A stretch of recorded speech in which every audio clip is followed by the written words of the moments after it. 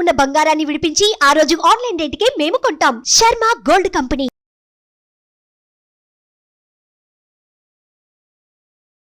నమస్కారం, సుమన్ టీవీ ప్రేక్షకులకు స్వాగతం.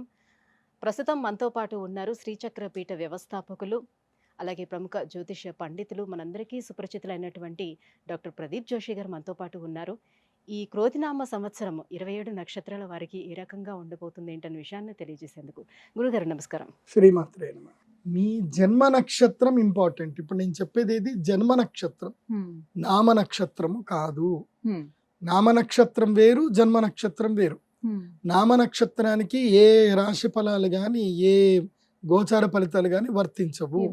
పేరు పేరే, పేరులో కొంచెం బలం ఉండాలి, అంతకు మించి ఏం లేదు. అది న్యూమరాలజీ అనుకోండి.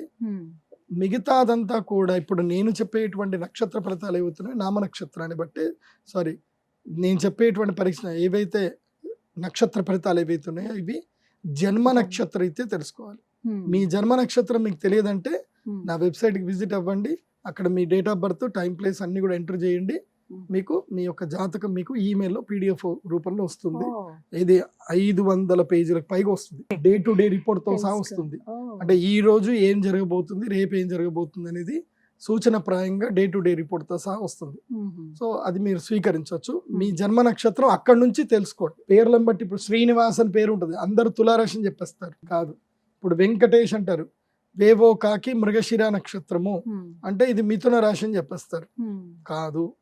సో ఇలా పేరును బట్టి మీరు రాశులు చెప్పుకోకండి, నక్షత్రాలు చెప్పుకోకండి, దాని ఫలితాలు ఉండవు. సో ఇప్పుడు ఈ సంవత్సరము క్రోధినామ సంవత్సరంలో ఒక్కొక్క నక్షత్రం వారికి ఎలా ఫలితాలు ఉన్నాయో చెప్తాను. అందరూ జాగ్రత్తగా వినండి. మీ జన్మ నక్షత్రాన్ని బట్టి మీరు నోట్స్ రాసుకోండి. గురుగారు, ఈ క్రోధినామ సంవత్సరం పూర్వభాద్ర నక్షత్రం వాళ్ళకి ఎలా ఉండబోతుంది? శ్రీ గురుభ్యో నమః. శ్రీమాత్రే నమః. ఈ సంవత్సరము ఎవరైనా సైకలాజికల్గా డిస్టర్బ్ అవుతారు అని అంటే అది పూర్వభాద్రపద నక్షత్రమే. బికాస్ మీ యొక్క నక్షత్రంలో ఎవరున్నారు అంటే శని ఉన్నాడు. శని పూర్వభాద్రపద నక్షత్రం ఉన్నాడంటే మీ యొక్క మస్తిష్కంలో, మీ ఆలోచనలో శని ఉన్నాడు అని అర్థం.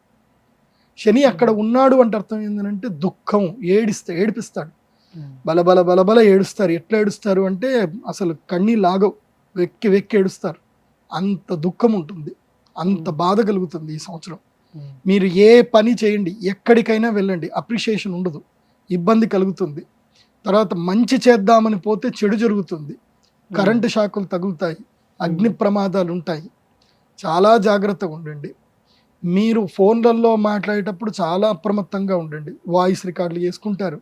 ఇప్పుడు ఉదాహరణకి మీ బాస్ గురించి ఏదో మీ ఫ్రెండ్ అన్నాడు, వాడేంది దరిద్రుడు, అస్సలు నాకు పని కానివ్వట్లేదు, ఎప్పుడు ఈ టార్చర్ పెడుతున్నా అంటే, అవునే వీడు నిజంగా చండాలుడే, దుర్మార్గుడు అని చెప్పి మీరు ఏవైతే అన్నారో అవన్నీ కూడా రికార్డ్ చేస్తారు వీళ్ళు. అక్కడ ఎప్పుడు చూపించాలో అక్కడ తీస్తారు. తర్వాత వాళ్ళ మాటలు మాత్రం రికార్డు బయటకు రావు, మీ మాటలు మాత్రం బయటకు వస్తాయి. దానితోటి మీరు అబాస్పాలు అవుతారు.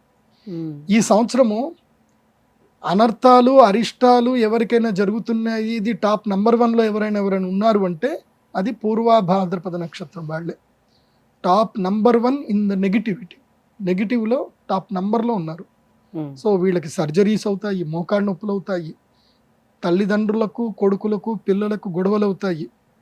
చూడండి, నీ కొడుకే మీ మీద కేసేస్తాడు చూడండి కావాలంటే. ఇలాంటివన్నీ జరుగుతాయి ఈ సంవత్సరం.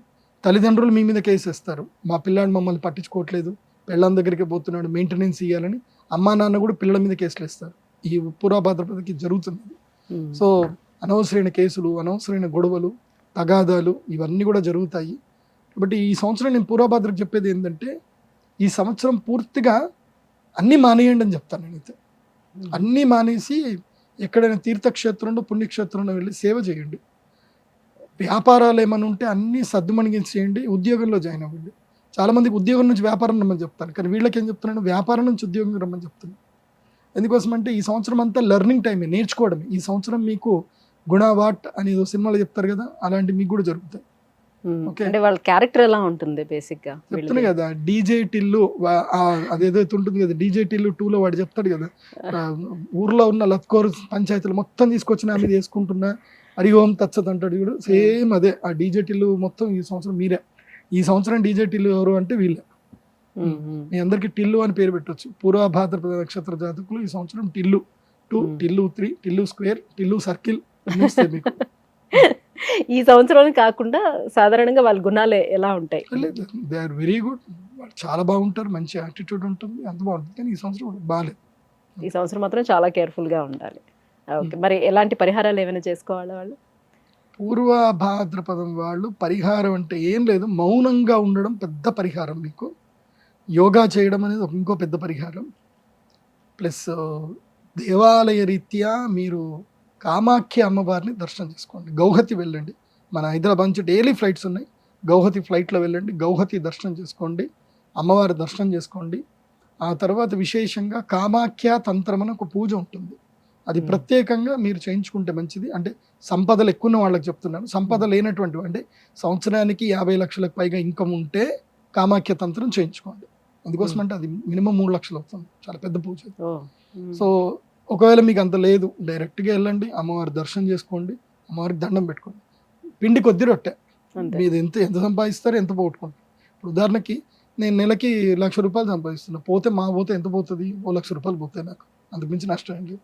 కానీ నెలకి 1 కోటి రూపాయలు సంపాదించే వ్యక్తికి 1 కోటి రూపాయలు పోవడం అంటే చాలా పెద్ద ఇబ్బంది. కాబట్టి అలాంటి నష్టాలు జరగొద్దు అని అంటే కామాఖ్య తంత్రం చేసుకోండి. ధన్యవాదాలు గురుగారు. శ్రీమాన్. సుమన్ టీవీలో మీ పర్సనల్ అండ్ బిజినెస్ ప్రమోషన్స్ కోసం కింది నెంబర్కి కాంటాక్ట్ చేయండి.